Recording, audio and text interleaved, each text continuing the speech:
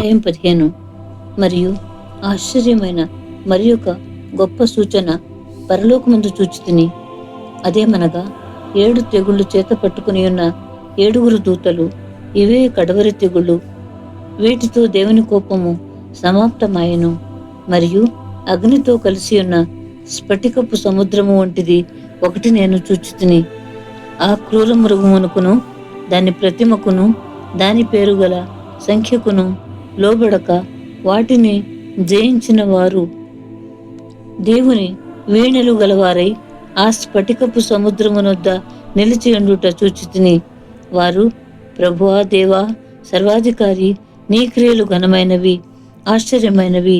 యుగములకు రాజా, నీ మార్గములు న్యాయములను సత్యములు నయ్యున్నవి. ప్రభువా, నీవు మాత్రం పవిత్రుడవు.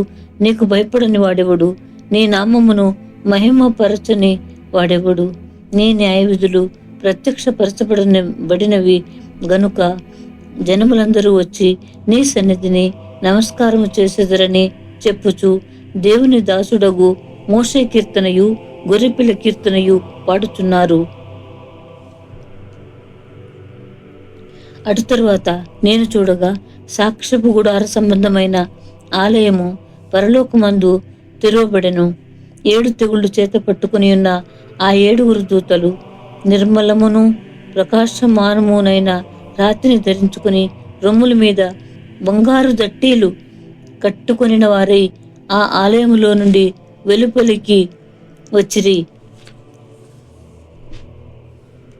అప్పుడు ఆ 4 జీవులలో ఒక జీవి యుగయుగములు జీవించు దేవుని కోపముతో నిండియున్న 7 బంగారు పాత్రలను ఆ 7 దూతలకిచ్చెను.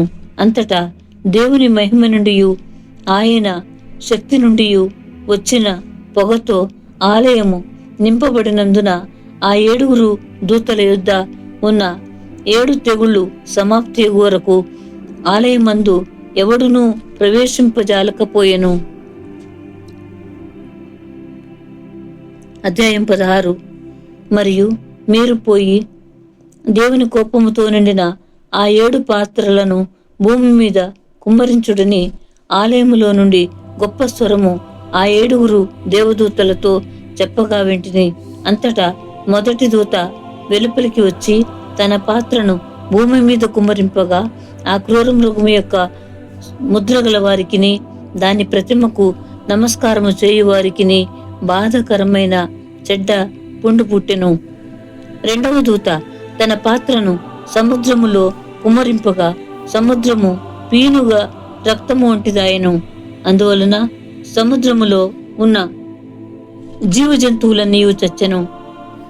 మూడవ దూత తన పాత్రను నదులలోను జలధారలలోను కుమ్మరింపగా అవి రక్తమాయెను.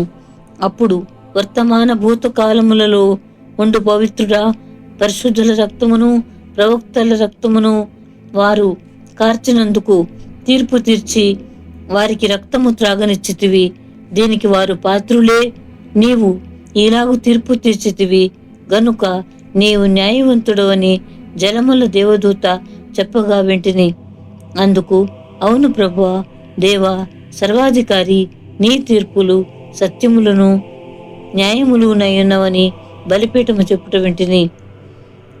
4వ దూత తన పాత్రను సూర్యుని మీద కుమ్మరింపగా మనుష్యులను అగ్నితో కాల్చుటకు సూర్యునికి అధికారం ఇవ్వబడెను. కాగా మనుష్యులు తీవ్రమైన వేడిమితో కాలిపోయి ఈ తెగుళ్ల మీద అధికారము గల దేవుని నామమును దూషించిరి గాని ఆయనను మహిమపరచునట్లు వారు మారు మనస్సు పొందినవారు కారు. 5వ దూత తన పాత్రను ఆ క్రూర మృగము యొక్క సింహాసనము మీద కుమ్మరింపగా దాని రాజ్యము చీకటి కమ్మెను. మనుషులు తమకు కలిగిన వేదనను బట్టి తమ నాలుకలు కరుచుకొని చుండిరి. తమకు కలిగిన వేదనలను బట్టి పుండ్లను బట్టి పరలోకమందున దేవుని దూషించిరి గాని తమ క్రియలను మాని మారుమనస్సు పొందినవారు కారు. 6వ దూత తన పాత్రను యూఫ్రటీసు అను మహానది మీద కుమ్మరింపగా తూర్పు నుండి వచ్చు రాజులకు మార్గము సిద్ధపరచబడినట్లు దాని నీళ్లు ఎండిపోయెను. మరియు ఆ ఘట సర్పము నోట నుండి, క్రూర మృగము నోట నుండి, అబద్ధ ప్రవక్త నోట నుండి కప్పల వంటి 3 అపవిత్రాత్మలు బయలువెడలుగా చూచితిని.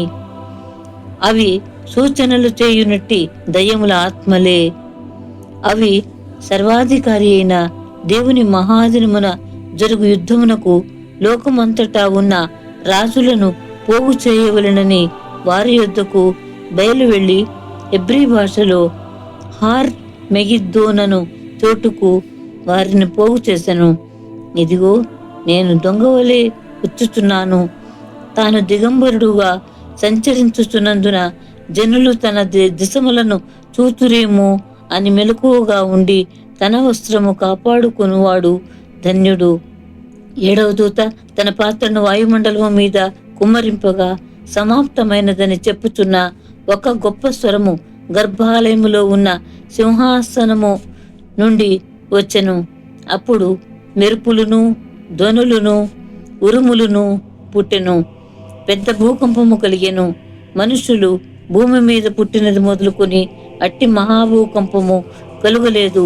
అది అంత గొప్పది. ప్రసిద్ధమైన మహాపట్టణము 3 భాగములాయెను. అన్యజనుల పట్టణములు కూలిపోయెను. తన తీక్ష్ణమైన ఉగ్రతైన మద్యము గల పాత్రను మహాబబులోనుకు ఇయ్యవలెనని దానిని దేవుని సముఖమందు జ్ఞాపకం చేసిరి. ప్రతి ద్వీపము పారిపోయెను. పర్వతములు కనబడకపోయెను. 5 మణుగుల బరువు గల పెద్ద వడగండ్లు ఆకాశం నుండి మనుషుల మీద పడెను. ఆ వడగండ్ల దెబ్బ మిక్కిలి గొప్పదైనందున మనుషులు ఆ దెబ్బను బట్టి దేవుని దూషించిరి.